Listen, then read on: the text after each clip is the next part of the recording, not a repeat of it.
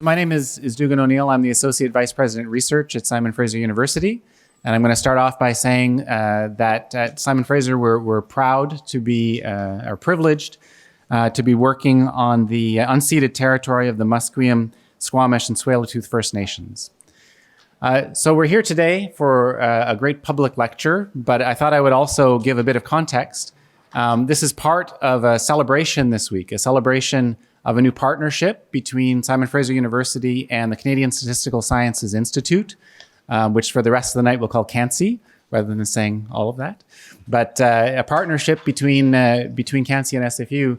I'm kind of curious about the audience. How many people here are somehow associated with CANSSI?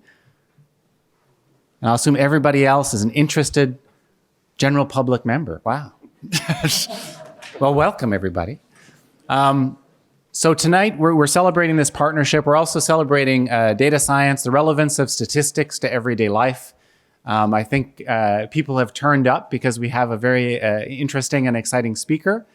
Afterwards, we're going to have some book signing in the back, as you may have noticed when you came in. There'll be some refreshments over to the side. So after we have the talk itself, we'll have some Q&A, and then we'll have some social sort of mingling time. And I hope you'll stick around for all of that as well. So to actually introduce tonight's speaker, I'd like to invite Derek Bingham, a professor in SFU's Department of Statistics and Actuarial Science, up to the stage.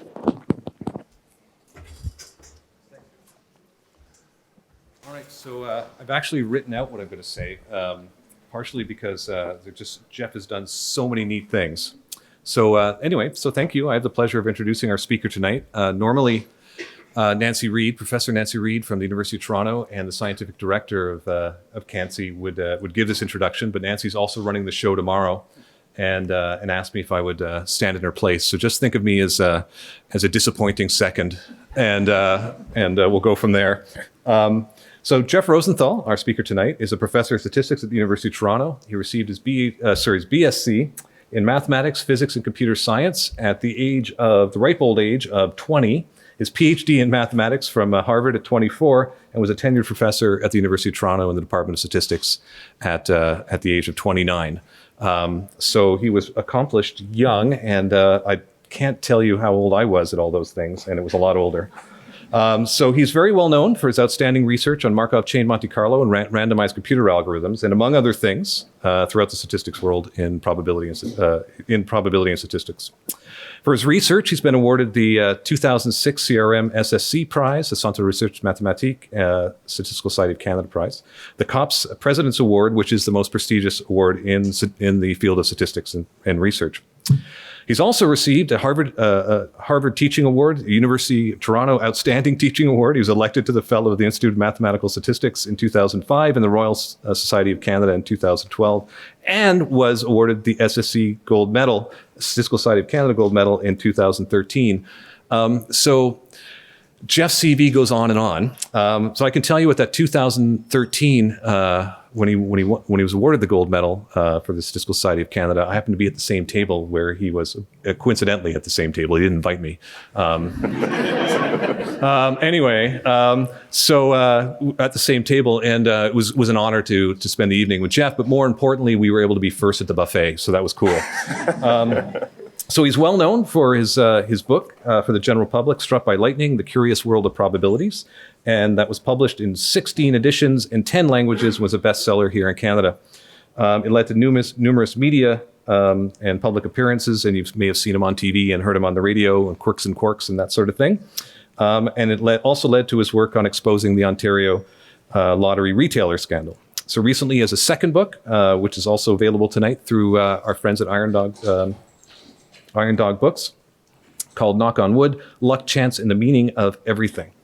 So, and finally, I'll say, it says on his webpage that despite being born on the Friday the 13th, Jeff has been a very fortunate person. I've known Jeff for over 15 years and can say that he's also a very nice person. So please join me in welcoming Jeff Rosenthal.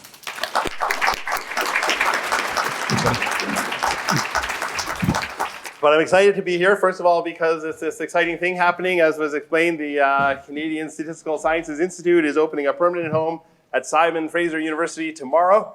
And this is a public event to sort of kick that off, and I'm thrilled to be here, and it's great to see so many of you out here. I'm excited to see you, so I guess I'll get started, and even though thanks for that nice introduction, I'll start by saying a little bit about me to put things in context. So I am a professor of mathematical statistics, and my day job, a typical day, consists of doing stuff kind of like this. So, a lot of mathematical equations and stuff. Now, today's a little different because I'm giving a public lecture, so it's not going to be focused on the mathematical equations. But I did want to put this up because I know there are some statisticians here, and I want to assure you that even though I'm doing some outreach work, I haven't forgotten my day job. I still do that stuff. But I have another side to me, which is that, as was mentioned, some years ago, I wrote a book.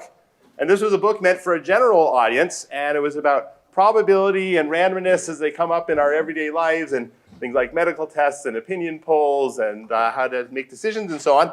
And to everyone's surprise, especially mine, the book did really well. It made some bestseller lists, it was translated into a bunch of languages, and as a result, I did quite a lot of public speaking and also got interviewed quite a lot by media.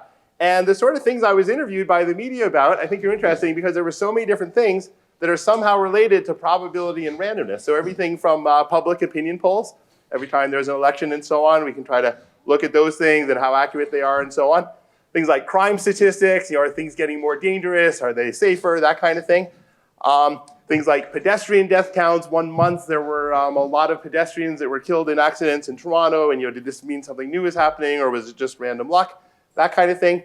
How to make decisions in the face of uncertainty and randomness. How do you choose things? How to play game shows. This is that TV show Deal or No Deal, and they had me try to work out what I would do compared to how the contestants did. Fortunately, I did pretty well in the simulation, so that worked out okay. Sports statistics comes up all the time, as I'm sure you know, and trying to predict what's going to happen in sports is a big issue. Contests, this is the famous Tim Hortons roll up the rim to win contest, and everyone's, hey, what's the chance I'm going to win that truck? And lotteries, so a bit unexpectedly, the thing I got asked about more than anything else in all the media interviews, probabilities for winning the lottery jackpot, right? So lots of different interviews and discussions every time the lottery jackpot got big. And it also led to this lottery retailer scandal that was mentioned briefly in the introduction that some of you might have heard about. And this was the thing, it was some years ago now, but it was where it was suspected that people who sold the lottery tickets at the retail stores were actually winning more of the big lottery prizes, were winning more than could be explained just by chance alone. And there was this big investigation, so I ended up being the statistician for that. And we said, sure enough, they're winning too many. It couldn't be explained just by chance alone. They must be doing what was discovered of sometimes managing to take a ticket that was really the customer's ticket and would have won a prize, but managing to take it for themselves and claim the prize themselves, the people who worked at the stores. And it became this big scandal, and it was the front page news of every newspaper and everything. And there were all sorts of consequences. So in Ontario, the CEO of the lottery corporation was fired because they had to blame somebody for the big scandal. The first time my statistical calculations led to a CEO being fired.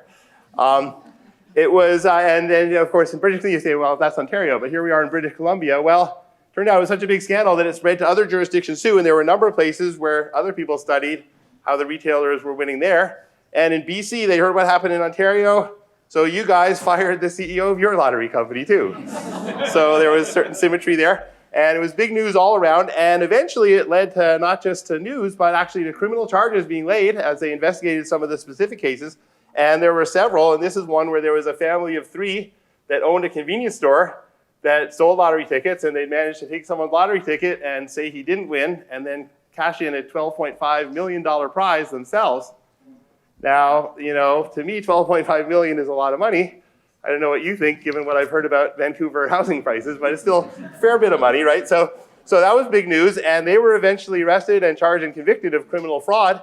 And most interestingly, after a couple of years of investigating, they actually figured out who the people were who really should have won that money. And they tracked them down, and it was these 7 working class guys who bought these lottery numbers every week. And they got $12.5 million plus interest, worked out to $14.85 million. And, this whole investigation all was the result of some pretty simple statistics, right?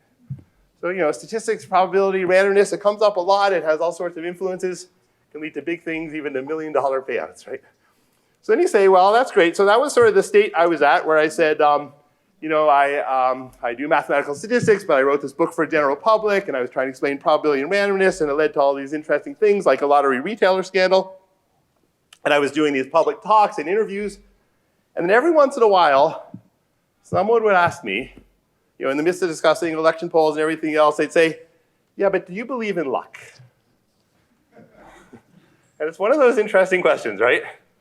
Say, well, what do you mean exactly? So when you think of luck, if you just mean by luck things that happen to us which are outside of our control, we can't predict them, and they could be really good or really bad, well then, that happens all the time, right? So start thinking about some of those things. So there's, really good things happen, like for example, winning a lottery jackpot, obviously, but also, maybe you fall in love with someone because you both just happen to go to the same place at the same time, or you get a job because you had just the right skills at just the right moment, what they were looking for.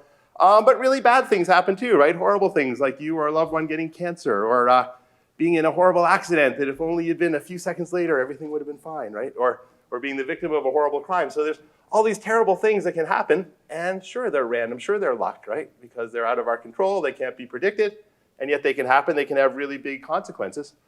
There can even be consequences which can affect sort of world development. So one example is the Battle of Stalingrad during the Second World War. Some of you probably know the Germans invaded Russia, and they thought they'd be able to easily take over Russia, and then the Russians fought back valiantly, and there was a long siege of Stalingrad, and the Germans eventually failed.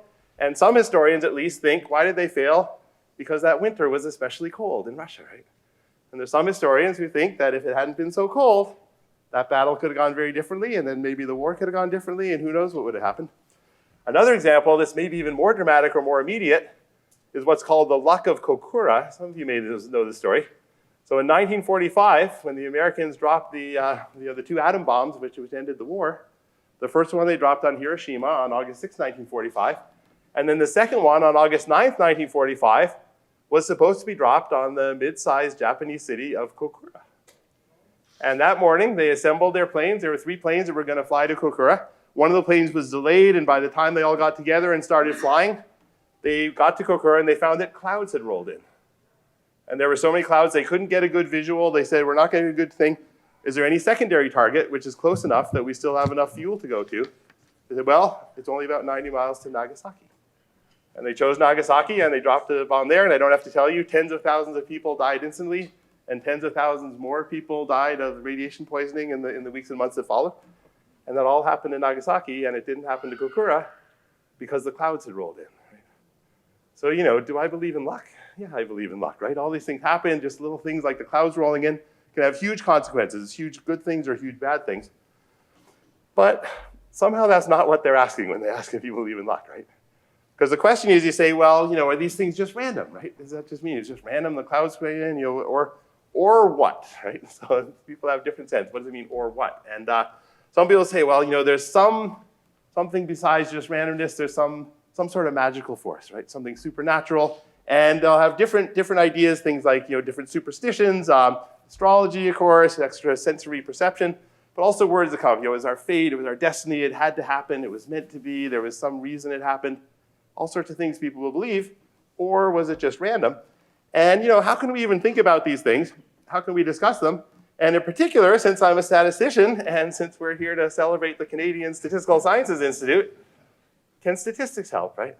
So what can we say about that? Well, the first thing I had to deal with, because I was giving all these public talks and so on, and every once in a while I get a question like this, and I'd have to decide how am I going to respond to the question, right? And at this point, I had a reasonable amount of experience giving public lectures, so I knew there's things you can do. If someone asks you a question like that, you can ignore the question. Right? That's a pretty good solution. Or try to change the topic, or say, I think what you're really asking about is what was the probability of this thing happening, and try to move it back to things that are more comfortable. Or, I did that for many years. I'd sort of, avoid those questions. They're a little awkward. It's a little hard to say, what do you mean by luck exactly? But finally I decided, well, I can't ignore them forever. I'm going to take them on. I'm going to write another book. And that's what I did. And so as mentioned, so it's my second book for a general audience. And so it ended up being called Knock on Wood. It's supposed to be about, what do we mean by luck? And how can we understand luck? How can we think about it? What does it mean? And it was a little bit, harder in some ways to write. It was a little bit outside my comfort zone. It wasn't just how to work out different probabilities of things. It was how to interpret this. What do we mean by luck and so on. So when I thought about this, it was hard for me partially because when these topics do come up with people, often, I being someone who's pretty much a man of science, a statistician, someone who believes in logical scientific explanations, would come across all sorts of people with all sorts of different beliefs, right? About things that are supernatural, things that are magical, and fate and karma and all these things. And we wouldn't necessarily see eye to eye, but I thought, how can I try to make some commonalities here? And one thing I quickly realized is that in fiction, we pretty much all crave or love or are excited by supernatural things, including me and including almost everybody. So I'll give some examples. So here's a movie called Serendipity. Some of you may have seen with John Cusack and Kate Beckinsale. And it's a romantic comedy, right? It's a rom-com. And you probably know just about every rom-com is pretty much the same, right? That is, early on, you meet a man, you meet a woman, and you just know they're meant for each other. They have to get together, right? And every rom-com, it's always about all the obstacles that get in their way until finally they get together. And it doesn't seem like just random chance they get together. There's some force that brings them together. And Serendipity, I mention especially that way because they're so explicit about it. When they meet early on, they meet in the lobby of a big office building. And the woman, she says, here's what we're going to do. We're going to go into 2 different elevators, and we're each going to select a floor at random. And if we select the same floor, it means we were meant to be together. So they do. They go into different elevators. They select the floor. First she selects 23, and then he selects 23. And so we, the audience, we know right away they're meant for each other, right? Now, of course, in the movie, it's not that simple because, if some kid gets onto his elevator and presses a bunch of other buttons and it takes too long, and by the time it gets to the 23rd floor, she's already gone and they don't find each other again till later. That's what has to happen in every rom-com. But what I was struck by is just it's accepted that, if we both pick 23, that means we're meant to be together, right? Sort of supernatural. There's some force that pulls us together. My favorite Shakespeare is Macbeth. I'm sure you all know the story of Macbeth. Lots of great things about it, but the most exciting part, I think, the part that kind of holds it together, are these 3 witches and their prophecies, right? And they proclaim various things, who's going to become king, whose son is going to become king, who's going to die, who's going to be killed by what sort of person. And because it's fiction, the prophecies have to come true, right? And they all do come true, right? And they come true in sort of complicated ways, right? The wood moves to Dunsinane because it has to, because that was part of their prophecy. And all these explanations come up because the prophecies have to come true, right? And it's why it's interesting in fiction. If the witches said these things and none of them came true, it wouldn't be a very good play, right? It wouldn't be very interesting. So we love this. There's these supernatural forces, right? The book Shoeless Joe was later made into the movie Field of Dreams starring Kevin Costner. He hears a voice. If you build it, he will come. Right? What does it mean? It means he just knows right away. It means he's a corn farmer in Iowa. He has to clear out part of his cornfield and he has to build a baseball diamond. Because if he does, he knows that magically baseball players will start to appear, and eventually Shoeless Joe Jackson, his hero who's long dead, will magically appear. And eventually, the end of the story, spoiler alert, his own dad will appear as a young man and be the catcher for the team, and they'll have a reunion. And all this magic happens because he hears this voice. If you build it, he will come, right? And again, in real life, if you heard a voice like that, I don't know. But in fiction, we have these very compelling stories, right? I'll mention a couple more. One is an older movie called The Cooler, some of you may know, starring William H. Macy. And this takes place in Las Vegas, and his character gets hired by casinos. Why do the casinos want to hire this guy? Because he's a guy who's really unlucky. He's so unlucky that if someone's winning a lot of money at the casino, this guy just has to go and stand near them, and they'll start losing. He just exudes unluckiness, right? And that's just taken as a given. Oh yeah, he's an unlucky guy. Go stand next to that guy, and he's part of what the Las Vegas mobsters are using to run their casinos. And it's again taken. He has this property, this unluckiness, right? This power. Is it scientifically? No, it's just a supernatural force that he has, right? Let me mention just one more, which is the movie The Sixth Sense. Probably some of you saw. Came out some years ago. What is the young boy? He says, "I see dead people." Right? And he's got this magical ability to, see and communicate with people who are dead, and that becomes the running plot of the story. And when this movie came out, it was relatively low budget, but it did very well. And I was particularly struck by an interview with the director of the movie soon after it came out, when it was doing well, and he was feeling really proud of himself in the movie. And he said, I think every great movie, every really great movie has some element of magic in it. That's what he said. And I don't think it's actually true. There's lots of great movies that don't have anything magical or supernatural. But the quote stuck with me because it's true of a lot of movies, right? They have these supernatural things, and we sort of crave it. So to me, being somebody normally, a man of science, says, no, we have to have rational explanations for things. Yeah, but we do have this need. We do have this craving for magical things, right? Certainly in fiction. And of course, it's not just in fiction. So in real life, a lot of people believe in things like lucky charms. A rabbit's foot's supposed to bring you good luck because rabbits are good at multiplying, or a four-leaf clover because they're so rare, or a horseshoe because if you hang it up, it's supposed to ward off the devil, right? Or a wishbone, if you break it and get the bigger piece, you'll have good luck because the birds are going to bring you luck. Jade jewelry is believed to be good luck. There's actions like if you cross your fingers, that comes from a pagan belief that you're marking a spot for the spirits to congregate, and that's going to bring good luck. Or if you knock on wood, which became the title of my book, you're harnessing the spirits that reside in trees, right? So all these traditions we have, and of course a lot of unlucky things too. If you walk under a ladder, that's bad luck. Now, you might think that makes sense because something might fall on your head while you walk under a ladder, but actually it apparently originally comes from the association with the gallows where they would hang people, and the ladder was like a gallows. But anyway, or if you spill salt because salt was spilled at the Last Supper, or that's bad luck. Or a black cat is sometimes believed to be bad luck. Things like astrology, I already mentioned. So according to one survey, 21% of people read their horoscopes on a regular basis and are somewhat influenced by them. And we all know if you meet a stranger in a bar, how are you supposed to strike up a conversation? Say, what's your sign?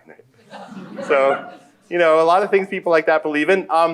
Romance is an interesting thing, not just rom-coms, but a lot of people who are mostly rational and mostly believe everything has a scientific explanation don't want to believe that you met your life partner, the person that you fell in love with and built your whole life with, just by random chance. And if you'd gotten there a few minutes later, you would never have met. I would say, no, we were meant to be together. It would have happened anyway. There was a force driving us. So people want to believe these things to some extent, no matter how scientific they are. So again, we can say, is this sort of thing really true? Or is there anything to these things? Is it just random? How can we decide? How can we think about it?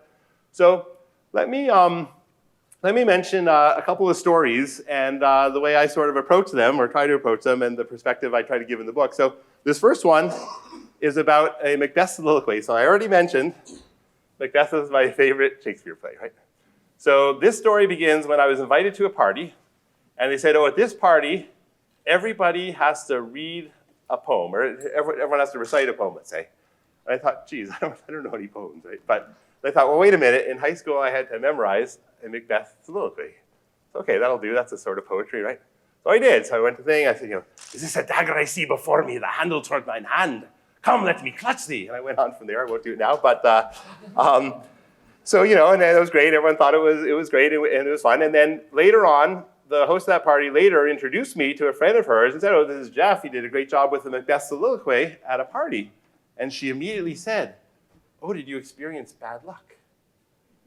And she was, of course, talking about, as you probably know, that a lot of people believe the play Macbeth is cursed, right? And there's some history of some possible truth, although not necessarily, of actors dying while playing it and that kind of thing. So people believe, you can't even say the word Macbeth, right? You have to call it the Scottish play or the Bard's play or Macker's, but you can't even call it Macbeth, and you certainly can't quote lines from it, or bad things are going to happen to you, right? And, she wasn't joking, I assure you, right? So I said, I have bad luck. No, I don't think anything bad really happened to me. So, I said something like, I don't really believe in the curse, something like that. And she said, oh, yeah? Well, my daughter didn't believe in the curse either. And she quoted lines from Macbeth. And then the next week, she was packing up to get ready for a trip, and she discovered that her passport had expired 2 years earlier. And to her, that was the proof, right? That meant there's a Macbeth curse, right? And, of course, that's what is a little absurd, and we can sort of laugh at it. But from the point of view of understanding these things, so this is one of many things that I call a luck trap. And I talk about things that trap people into believing there are patterns when there aren't. And this one I would kind of call an extra large target, meaning that, a minor inconvenience like your passport expiring, frankly, if I get through a week and that's the worst thing that's happened to me, I've had a pretty good week, right? So that's actually a pretty minor thing. So we call it an extra large target. If you're looking for bad luck, or you're going to accept such a broad range of things, then of course you're always going to find it. So that's one of many luck traps that I think about, but one of the most obvious ones. Let me talk about something a little differently, and if this works, I'm going to try to show a little simulation. So here is a blank sheet to start with, and imagine this is, let's say, some city, And then we're going to have some events that happen. So hopefully this will work. So every time a blue dot's going to appear, and that'll be the location of the event. And let's think of that as being a serious crime. So serious crime, the first serious crime took place at that part of the city. Sorry, people, if I'm blocking you a bit. Oh, it's not even on the side screens. All right, then just do your best. Anyway, so oh, that one was right down at the bottom. You can barely see it. That one was in the middle. And as these come in, we say, well, what sort of pattern? What can we learn about the pattern? So, okay, let's do that. So I've done, how many have I done? 8 so far. So these are, let's say, the first 8 serious crimes. And already we can see there appear to be some quite interesting patterns. I'm sorry, some people are having a little trouble seeing, but I hope you can see this. That in this case, well, boy, look at these 4. These 4 all happened right in a row. Must be the same guy, right? And it must be a really dangerous area.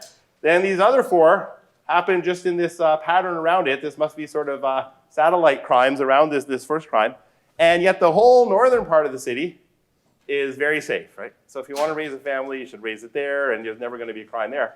And let me tell you how I did this. Well, I wrote a simple little program. The computer does this randomly every time, so I had no idea what was going to happen. But what I do know is how I programmed it, that every dot actually was completely independent of all the other dots and completely equally likely to be anywhere on the screen, I assure you. So in this case, we actually got quite an interesting pattern because all 8 of them are in the bottom half and 4 of them are right next to each other. And you can make up all kinds of stories about it. And the point is, if I run the program again, we're not going to get that same pattern, but we'll get some other pattern.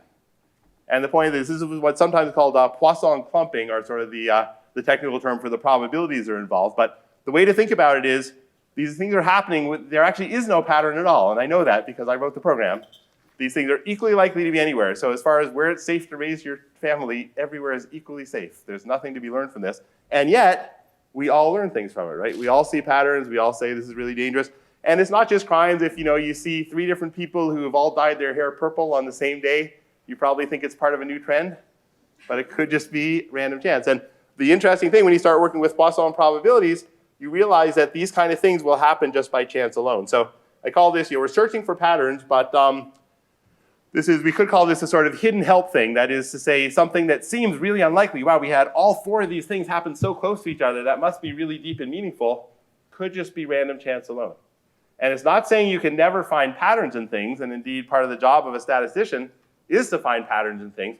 But you have to be very careful about it. You can't just say, oh yeah, a few things have happened. That proves that this is dangerous. That proves that these guys were all, the crimes were all committed by the same person. You have to be very careful. So it's another form of luck trap, things that seem like they're harder to occur than they really are. These things will tend to happen. But then, so far you might think, well, okay, fine. So we have, some stories about like, okay, the expired passport or the dots in a row, no big deal. But what about more amazing stories out there? And often people want to tell me about or interview me about more incredible stories. So let me talk about a couple of those too for a different perspective. So this one is about these 2 people. And what happened here? So the one on the right, when he was a boy of 10 years old, he was at a baseball game. He wasn't even on the team, but his brother was on the team, so he was with them. And another kid, accidentally, he didn't see that this kid was there, and he swung his bat really hard, and he hit the kid in the chest. Really hard, so hard that his heart stopped beating. He's hit, and his heart stopped beating, and oh, what are we going to do? Oh, no, no. And a woman in the stands, this woman on your left, she was the mother of one of the other players on the team. She said, hey, I'm a nurse, I know CPR. Comes running down from the stands. She performs CPR on the boy, and sure enough, it works. His heart comes back, and he lives, and he's fine. 7 years later, the woman is at a restaurant. She takes a big bite of food, swallows badly, starts choking on the food, choke, can't breathe. What are we going to do? Oh, no. And someone says, hey, the guy working in the kitchen, he's a volunteer firefighter. Maybe he can help. And he comes running out of the kitchen, performs a Heimlich maneuver on her. She manages to cough up the food. She can breathe, and she's fine. And then they look at each other and say, wait a minute. You are the boy that I saved 7 years ago. So we have a case where a nurse saves a boy, and 7 years later, the boy saves that same nurse. Amazing story, right? And so you say, wow, this is sort of deep, right? So what can we say about it? So you can certainly say, it's an incredible story, right? And then, again, you can say, is there destiny involved? Is this karma? And of course, you can make all sorts of stories, right? I mean, we always say, you should try to help other people, right? Well, maybe because one day they're going to save your life, right? Or, it's good to learn CPR. Yeah, because you can save someone who might one day save you. Or they say, the life you save may be your own. Well, it's never been more literal than this, right? So all sorts of important lessons we can learn. But then again, you say, and a lot of people will say, was this just random chance? How could it be random chance? There must have been a reason. He was put on earth so he could save her so that she could save him, and vice versa. I was interviewed about this very story on a TV documentary. And they say, hey, come on, what are the odds that this sort of thing would happen just by pure chance? And to give you an idea of what the TV documentary people thought, the name of the TV series was Supernatural Investigator. So they thought, this proved there was a supernatural force at work, right? So, well, what could I say? Well, as with a lot of these stories, it kind of depends how you think about it. So if you just think, here's two people, what are the chances that someday this person will save that person's life and someday that person will save this person's life? It's incredibly unlikely, right? Because most people don't save most people's lives, right? And I worked out using some approximations, and it's one chance in billions of billions, right? I go through the details in one of the end notes of the book if you want to read that part. But so I think, just two people, the chance they're going to save each other's lives is incredibly unlikely, right? But maybe that's not the right question, because what you could say is, what's the chance that, say, over the course of my lifetime, there will be some pair of people in some city, somewhere in the United States where this was, who each will have saved each other's life? And so I go through that, I work it out, I make some assumptions, and in the end I work out it's something like 1 chance in 3. Which isn't so unlikely, right? So I mean, something like this could happen. And this is a luck trap, which I call essentially the out of how many principle. That is to say, sure, we have this amazing pair of people that have this amazing story, but that's one pair out of how many different pairs of people that we could have had. And one interesting thing is, of course, first of all, there's lots of people out there, right? There's hundreds of millions of people in the United States alone, but there's even more pairs of people because you can make pairs of people. In fact, you can get essentially the square of the number of people in terms of pairs of people. So there's so many different pairs of people that it's not so unlikely that some pair somewhere is going to have this amazing story. And it puts a bit of a different perspective on it. I don't think it makes the story any less amazing. I don't think it means we can't learn lessons from it and say, hey, it's great when people save each other and what a great story. But it does mean it could happen by chance alone, and maybe it did. Okay, so that's one story. Let me mention one more. This one took place on a beach in Hawaii.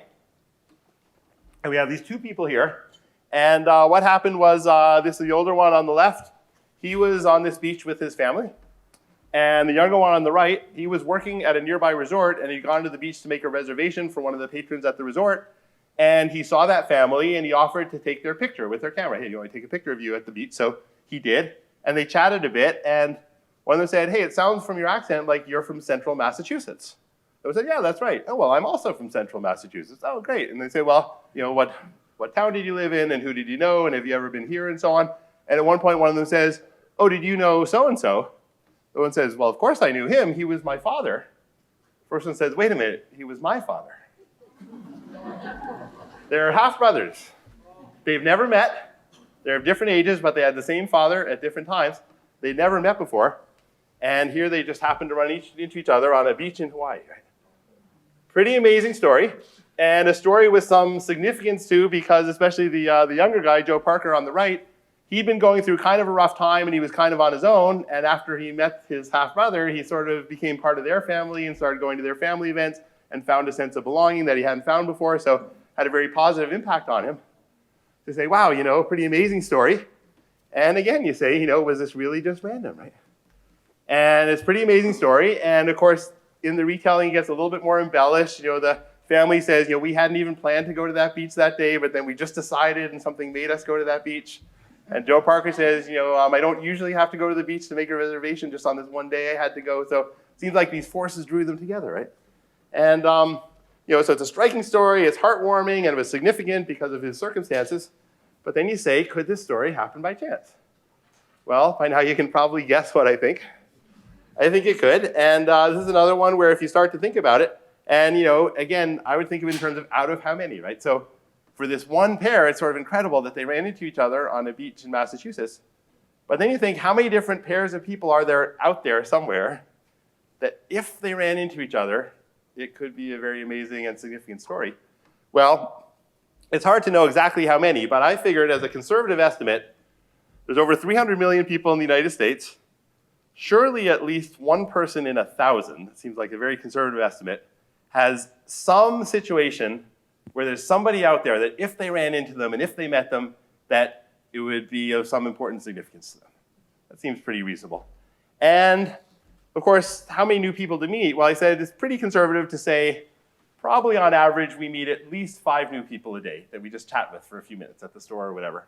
So I thought those were pretty conservative estimates. So if you say out of, say, 300,000 pairs, which is one person in 1,000, and if they each meet, say, 5 new people a day, what's the chance, again, not that this particular pair would meet up, but that some pair of people would meet up at some time this year, say, and I work it out, and it's like 81%. It's actually quite likely. Now, of course, it might not be quite as great a story as this for whatever reason, but it does suggest that if there's all these different long-lost people out there, some of them are going to meet up by chance alone. And some people aren't satisfied with that. They know, but it was such a significant moment for them. It was so important. It couldn't just be random chance. And I say, well, if you really believe that, what about all those other people out there who have people that if they met them, it would be a really amazing moment, but they just never did? And there's got to be hundreds of thousands of them. So, if there really were some magical force, to me, it would work a lot more often. So that's sort of where I come from on it. Now, you could say that's a bit of a, maybe a negative message or kind of saying, all these things are just random and so on. But you say, well, are there things we can say about randomness? And the answer is, yeah, there's a lot we can say about randomness, but we just have to be cautious in what we claim about it. And in particular, over the long run, we know a lot about randomness. And a nice way to illustrate it is with casinos. So I'm sure you've all been to casinos or know about them. And let me take specifically one of the casino gambling games, craps, that you probably know. It's a game where you repeatedly roll a pair of dice, right? And you look at the sum of the numbers. And the rule is, on the first roll, if you roll a 7 or an 11, then you win right away. If you roll a 2 or a 3 or a 12, then you lose right away.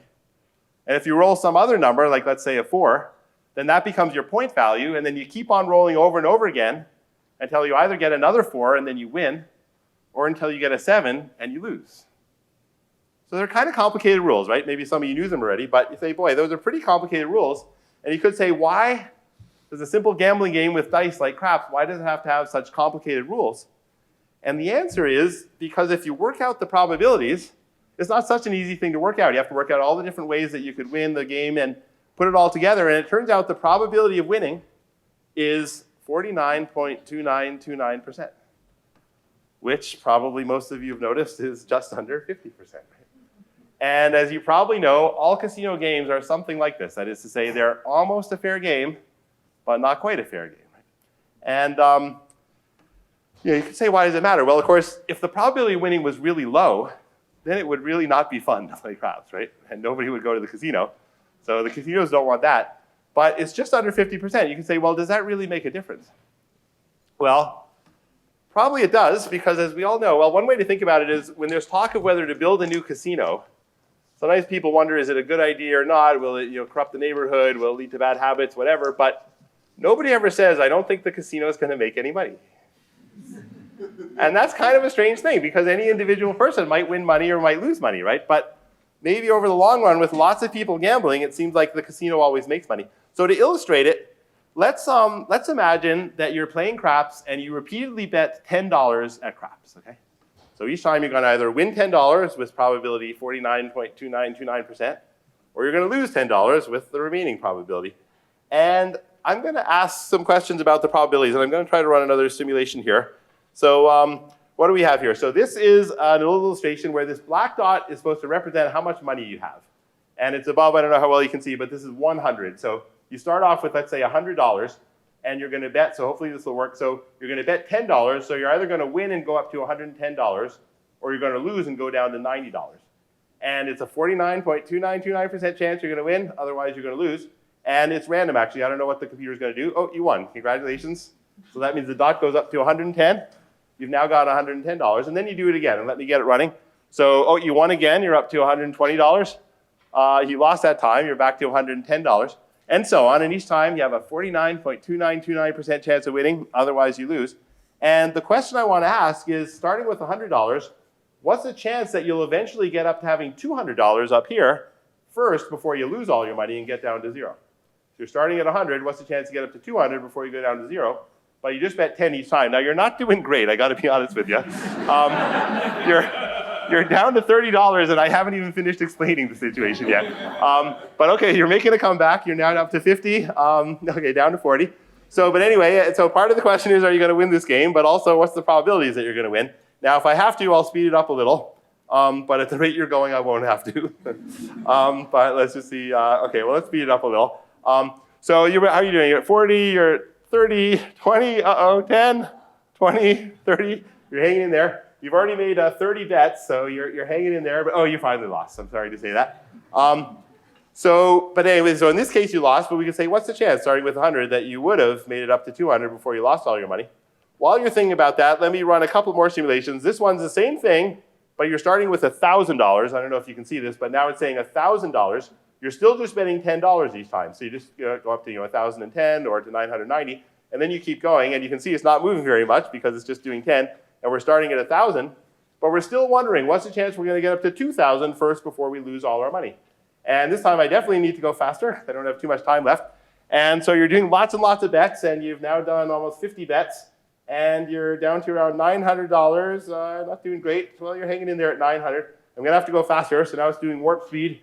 You've done 150 bets already. You're zigzagging around. You've done 200 bets, 250 bets. I think we got to go faster. Here we go. You've now done 1,000 bets, 2,000. Okay. After 1,740 bets, you lost again. Let me do one more before I get back to the probabilities. This time you're going to start with $5,000. Again, I don't know if you can see that. Trying to get up to $10,000 before you lose all your money. And you still just bet $10 each time, so it takes a while. We're already at warp speed. You've already made over 6,000 bets, and we might have to go even faster. Well, maybe not. And again, each time you have a 49.2929% chance of winning, right? All right, all right, let's go even faster. So after 17,836 bets, you lost your money there too. So I'm sorry to say, in this particular case, you lost all 3 times. But what's more interesting is the question of what your probabilities were. So the first one, you started with $100, and the question was, would you get up to $200 first before you lose all your money? What's the probability? Now, for an individual bet, again, it was 49.2929%, but what about this? Do we think the chance of getting up to 200 before you lose all your money, will it be the same or more or less than that? Maybe less, right? Because there's more bets going on. So it turns out it will be less, but it won't be that much less. So it'll be about 43%. This is what's called the gambler's rune problem, and we have a formula for it. So we say, okay, you had a pretty good chance. Now, in your case, you lost spectacularly anyway, but you had a pretty good chance of winning that first game. But then what about the second one? What if you start with $1,000? What's the chance you get up to $2,000 before you reach all your money? Well, only about 5.5% chance, or about 1 chance in 18. So what it means is, as you're doing more and more of these bets, this tiny little house advantage starts to make more and more of a difference, right? Or what if the last case you started with $5,000? What's the chance you'll get up to $10,000 first before you lose all your money? What do you think? Even less? Way less. 1 chance in 1.4 million. So with the last game, I was pretty confident that you weren't going to win. Or if you start with 10,000 and try to get up to 20,000, it's about 1 chance in 10 million billion. It's never, ever going to happen. So this is what we call the law of large numbers. And you can think of it as saying that as you repeat randomness over and over again, it tends to settle down to its true probabilities. And in particular, if there's that house edge, even a tiny, tiny little house edge, over the long run, it's going to be more and more certain that the house is going to win. And this doesn't just apply to playing craps at a casino. It applies to other games that you play at a casino too, of course. But also, for example, with opinion polls. If you just sample a few people, your answers could be all over the place. But if you sample lots and lots of people, you'll get closer to the true percentage. Or with like a medical study. If you have a few patients, you won't learn that much. But if you test more and more patients, you'll get closer and closer to knowing what are the true probabilities. So this is a very important idea. And to tie it back to what we were talking about, can we use these ideas at all to debate or to think about this supernatural influences and so on? And the answer is we can, and there's a lot to say about it in the book, but right now I'll just mention one study, which is a study that was done some years ago about astrology, right? And a lot of people believe astrology has strong predictive powers, right? And that based on the position of the planets when you were born, it can predict things about your personality and so on. So somebody set up a pretty careful study where he got some astrologers to participate, and each astrologer was given what's called a natal chart, or the sort of chart showing the positions of all the planets at the moment when that person was born, and also given some detailed personality profiles of 3 different subjects. One of them was the subject that had that natal chart. And the astrologers were supposed to say, okay, look at all these personality descriptions and see which one of them best fits this natal chart. And the question was, could they determine? And well, since they had 3 choices, if they just guessed randomly, they'd get 1 in 3, right, or about 33%.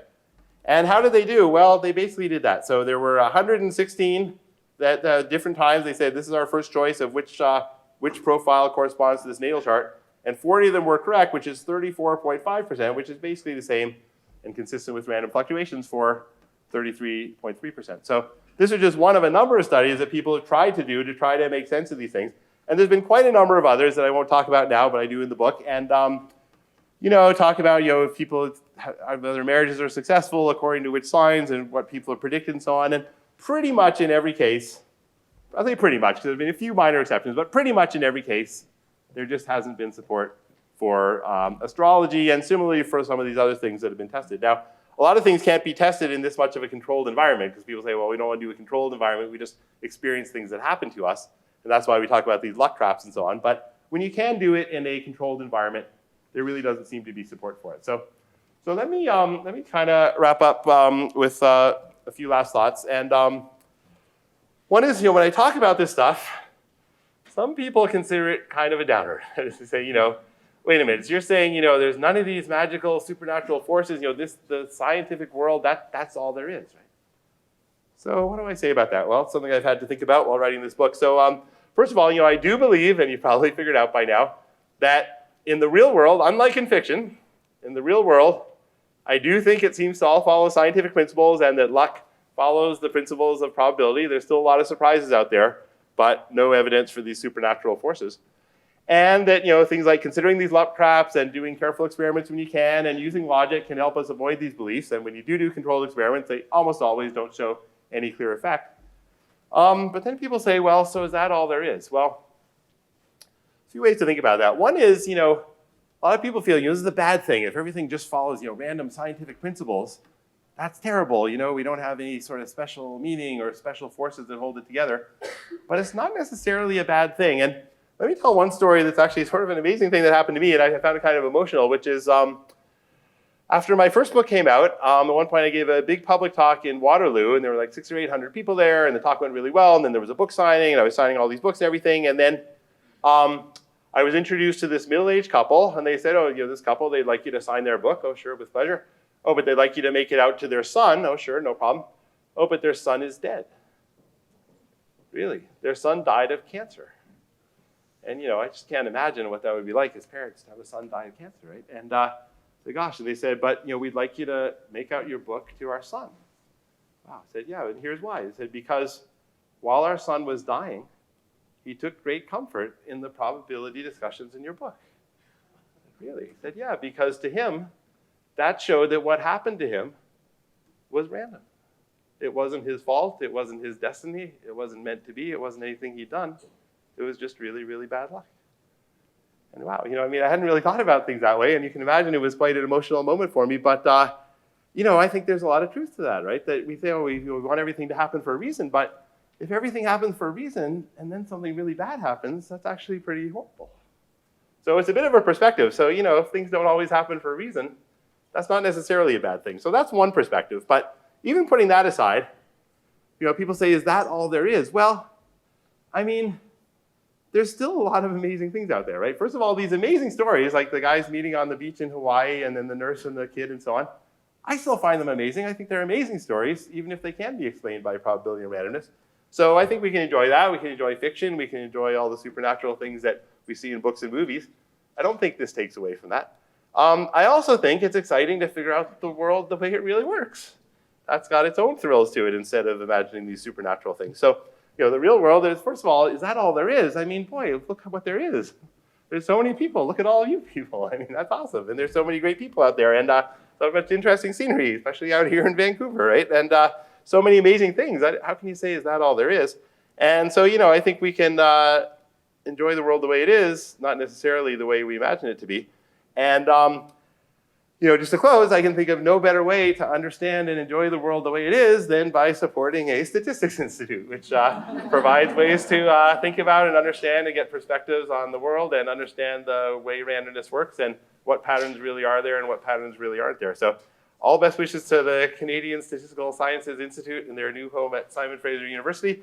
And I'll just again thank you all for coming out. I think we'll do a little Q&A now, but again, thank you all so much. Thank you. So now we'll take some questions, or rather, Jeff will take some questions. And my job is to point at the person who says the questions, so that the person with the microphone, the people with the microphones back here, can find you and then give you the microphone. We have a question up here. Guess you're supposed to wait for her microphone. Most people think that Blackjack or 21 is 50-50% odds. Is it really 50-50 or is it 49.2929%? It's not. It's again slightly less. Now, one thing, the question, if you could hear, was about Blackjack. So Blackjack's a little bit different from craps in the sense that the player actually has choices to make, which are important, right? So in other words, you can be a good Blackjack player or a bad Blackjack player. And there's something called the basic strategy, which is sort of supposed to be the basic good way to play Blackjack for when you should fold and when you should split and so on. And if you do all that well, then it's still not 50-50, but it's only weighted against you by about 0.5%. So something on the order of craps. But what's also true for Blackjack is that some players try to do what's called card counting, as you may know. And that's where you try to keep track of what cards have been dealt so far, or often it's not exactly what cards, it's just how many high cards and how many low cards.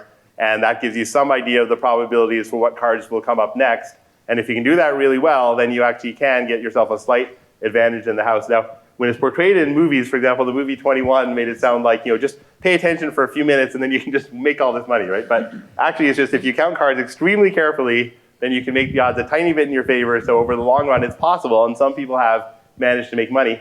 And then the casinos respond to that by trying to stop people from counting cards, even though it's not exactly illegal to count cards, but they can stop you from playing if they think you're counting cards. So it's a strange running battle. The other thing is casinos used to just deal Blackjack with a single deck, but now they deal it with a bunch of decks, which makes it harder for the card counting, or at least makes the card counting not be as useful. So it's more complicated, sorry. How about roulette?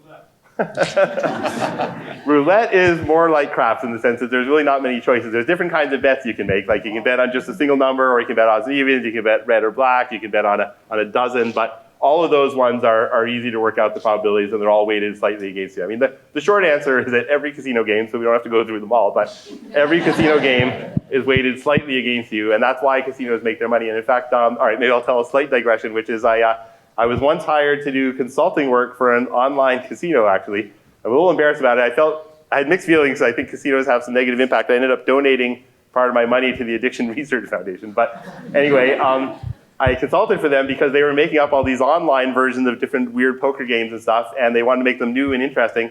But in a couple of cases, they made a slip up, and if people played well, they can make the odds be slightly in their favor, and they started losing a lot of money. So the point is casinos are very careful, and if they have to, they hire people like me to make sure that the odds are slightly against the player in all of them. So. Do you have another question over here? Slot machines have like more or less digit stuff. So are the chances different? Yeah, so slot machines, and you're talking about like the video lottery terminals, like the video ones, they're interesting. First of all, I didn't realize all the questions would be about gambling, but so be it. So they're interesting because actually I must admit, like first of all, I don't really like to gamble in casinos because I know everything's weighted against you. But even if I did, I would not want to do the slot machines because they're all internal. At least with roulette, you can see the thing spinning, and with craps, you can see the dice rolling. But with the video lottery terminal, you're just trusting the people who programmed it. And normally, as my understanding is, they're programmed so actually they're quite heavily weighted against the player. They only pay back something like, I think, about 85% of the money that they bring in. So you actually have worse odds compared to something like craps, which is almost 50-50. But worst of all, you just have to trust the programming. So again, with video lottery terminals, anything else, the short answer is they're all weighted against you. And if you bet over and over in a casino in the long run, I guarantee you're going to lose money. There's more sides on pictures on the slot machine than sides on dice.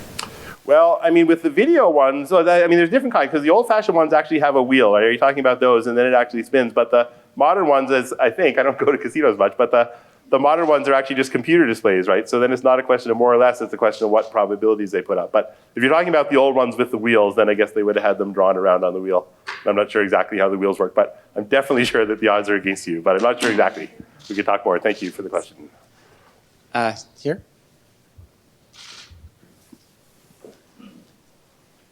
What do you think of the story in Egypt, the pyramid? Like on many explorers who went to the pyramid and on the curse happened to them. The bad thing happened to the explorer. I see. Well, I don't know so much about it. So the question you made is about the pyramids in Egypt. And I guess explorers going and having bad things happen to them. I don't know so much about it. My guess would be that probably there's no actual curse, but I also might imagine that in early days it was a hard trip to get all the way to Egypt, and maybe bad things happened to a lot of people whether they went to the pyramids or not. But I don't know enough detail to give a detailed response, so I'll leave it at that. I know the answer to that. Is there a curse? Bacteria. Oh, it could be bacteria. They found bacteria in the Okay, ruins, interesting. Well, that could make sense. and that's what killed them off. Could be Now, a when logical it doesn't explanation. kill anymore because they air it out now, Okay, and the to bacteria know. can't grow. so be careful when you discover ancient ruins, I guess. We have a question up here. Yes, shifting to everyday life, most of us have a lot of decisions to make. Right.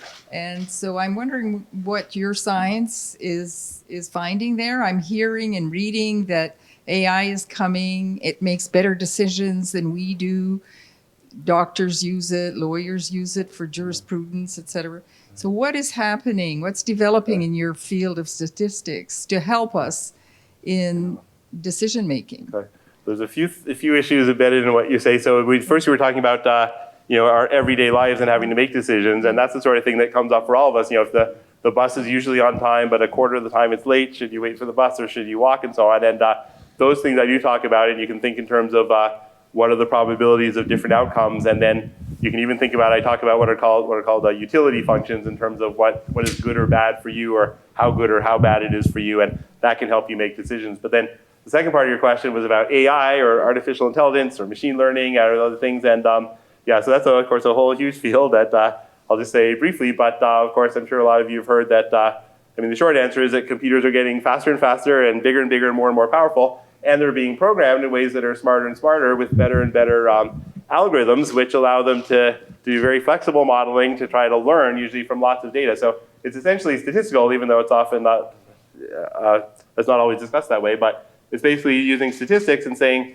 we have lots of data and doing things like, for example, being able to recognize people's faces, which used to be very hard for computers to do. It's something humans are good at, but how do computers do it? But now they have so much data from how to learn from so many faces, and they have so much processing power that they can be very accurate. And as you probably know, my laptop, when I log in, I don't have to type my password. It looks at me and figures out it's me and logs right in, right? And we all have these things, which wouldn't have been possible just a few years ago, but computers are better and better at those things. So as far as, people talk a lot about what's going to happen with AI and how it's going to take things over, I think it is going to have a lot of influences on society, some of which we probably aren't even sure what they're going to be yet.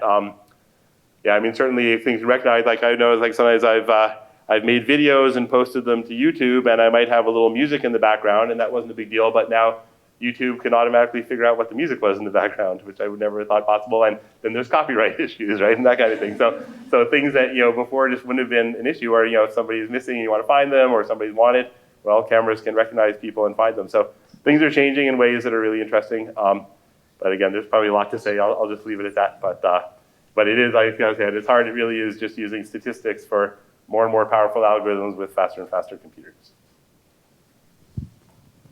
Okay, we have lots of different questions. There's someone right in front of you in a red shirt. Thank you. So my question might not be completely related to today's topic, but I have been struggling in math for quite a while. And then I'm sorry. yeah, thank you. And once in a while, I make mistakes that I know how to do the question, but then I make the mistake. For example, adding or subtracting or multiply, but I know how to do the question, and then I don't know if it's by chance or is it in biology or I don't know why I make those mistakes once in a while, and it's hurting me my marks, and I don't have an explanation for this problem. I've been trying to find the answer for this question for a while. Is it like psychology or is it like statistics? Well, could be a few things. I mean, if you make the little adding mistakes more like on a test, let's say when there's time pressure and maybe you're more nervous, I think a lot of times people are worse at certain mechanical things when they're nervous because they're kind of thrown off. And obviously, my advice to you as a student would be to check your work carefully and try to catch those mistakes if you can. And of course, it's also related from the point of view because, of course, I'm a teacher and I have to grade people's. And often there'll be a solution where they kind of understood what they were doing, but they made some mistakes along the way. And I have to figure out, does that mean they get 3 out of 10 or 7 out of 10, you know? And so it's interesting. Of course, ideally, you want to understand the math well from a conceptual point of view, but you also want to get the addition and subtraction right too. So it sounds like probably you're getting nervous because it sounds like you know how to do the addition and subtraction, but you make these little mistakes. So I would say take a little extra time at the end to check all your steps carefully and make sure you didn't make any mistakes, and maybe you'll improve.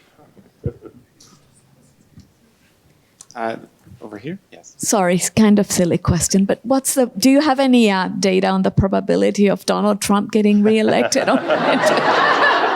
Right. Well, in a way, I have a huge amount of data because there's a huge amount of polling that's done, right? And every time, I mean, in the United States especially, there's a huge amount of polling that's done, not just at the national level, but at state levels and county levels. And we just had the midterms there about a month ago now, and there's a huge amount of polling done in some of the close races. And yeah, so there's a huge amount. Now, of course, one of the challenges with predicting the next election is that it's almost 2 years away, right? So, and things can change.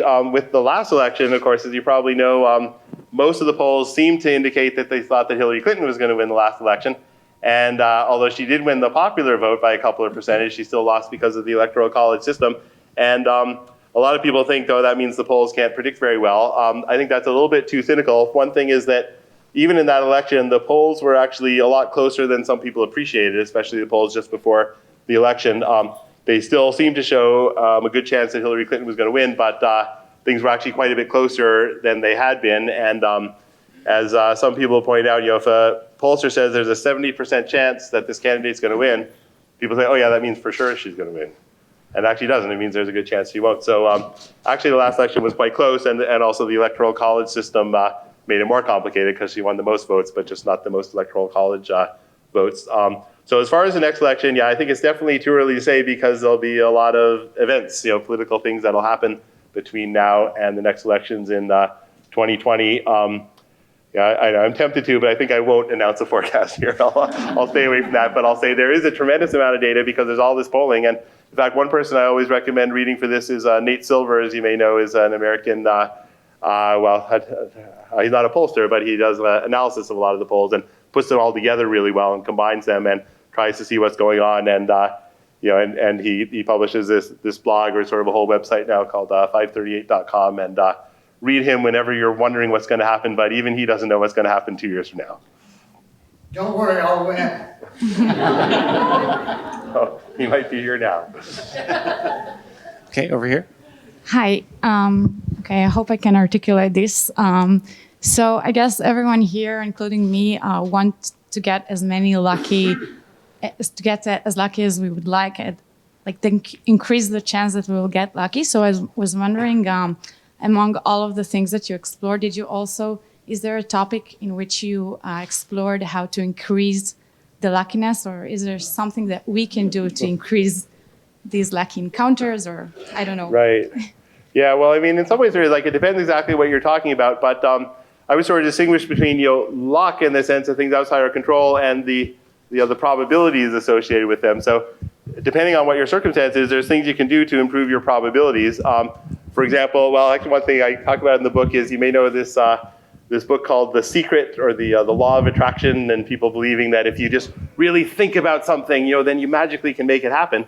And of course, I don't think there's any magical force there, but I do think that if you, let's say you really want to be an actor, so you think about it a lot, well, you also probably work really hard to learn acting as well as you can, and you pursue every opportunity that comes up, and you try to make contact with everybody who might be able to help you, and you keep your eyes open for any time there's an advertisement for things. And those things all can help you because they can increase the probabilities of something good happening to you. So in other words, I don't think there's any magic supernatural way that you can increase your luck, but I do think, depending on what it is, or if you're trying to get a job, but you're well prepared and you've studied the company and you've prepared a good CV and you've practiced your interviewing skills, there's things you can do that will increase your probabilities of something good happen.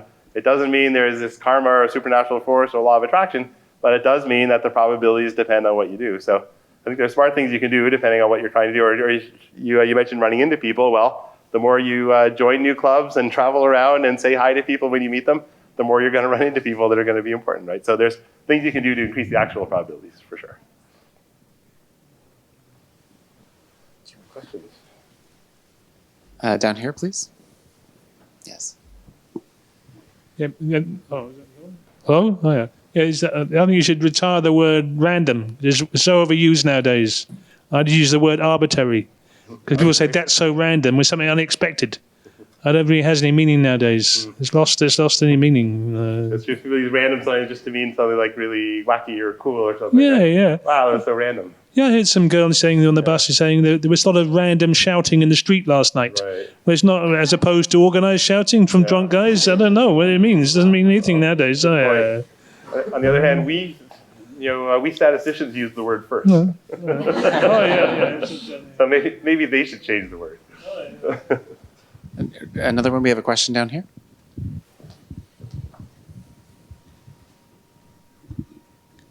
We've all maybe gambled to an extent, bought a lottery ticket for $10. Have you done any stats? Like some people get hooked on lottery tickets and they might spend $1,000 a month on lottery tickets. What percentage of the population does that? Or goes into the casino and really gets into trouble? And they have all these booths saying you can go in and get help, but yet there's still quite a few that are addicted. Yeah, so it's a good question. In fact, I did a little bit of work with a group called, I think they're called the Responsible Gambling Council of Canada or something. And in fact, they were involved in setting up some of those kiosk things that you mentioned in the casinos. And they actually used some version of actually the Java simulation that I showed now. They took it from me with my permission and used it in one of their kiosks. And yeah, it is a sad thing. So I mean, with things like, I have to admit, I don't have the exact numbers for that. And I don't even know if they're known exactly. But certainly, most people who buy lottery tickets and most people who gamble just do so in moderation like you do. But there are certainly, a non-trivial number of people, I don't know the exact percentages, who do. And there is definitely a problem with gambling addiction. And that's why there's all these groups trying to deal with it. And, there's counseling services. And even there's things where people can be registered that they're not supposed to be allowed into casinos because they can't be trusted. In fact, AI can help to identify those people and keep them out of the casinos. And so yeah, it is definitely a problem. I mean, that's why when I did that little bit of consulting work for the online casino, I donated the money, and why I did the work with the Responsible Gambling Council. But on the flip side, I mean, I'm often interviewed about lotteries, as I mentioned, and I always emphasize just how unlikely it is that you're going to win the jackpot. You're more likely to be killed in a car crash driving to the store to buy your ticket than you are to win the jackpot, and so on. So I'm always saying these things, and then people say, but you're kind of a killjoy because I had fun spending my $2 a week on a lottery ticket and dreaming of all the things I was going to do with the millions of dollars I was going to win. And I don't have a problem with that, right? If somebody's spending these things in moderation. In fact, I often say, because when you buy a lottery ticket or gamble at a casino, you're actually making money for the provincial governments, and they support the universities that pay my salary, right? So I don't have a problem with somebody who wants to gamble, and it could well be worth $2 just to spend the day dreaming about how you're going to spend your $50 million. But yeah, there is a small but not so small subset of people that have real gambling addiction. And I'm sorry I don't have the actual stats now, and I don't even know if they're exactly known, but it is a problem for sure. Yeah. I call it a voluntary tax. Yeah, well, it's been called worse. It's been called a tax on the stupid, but I wouldn't say that. Okay, so I think we're going to have to wrap up and allow us to get to our refreshments and to the book signing. Okay, but I'll still be at the back if you want to talk. Yeah. So I'd just like to finish by saying thank you. Thank you very much. And we're very lucky to have you here. Thank you.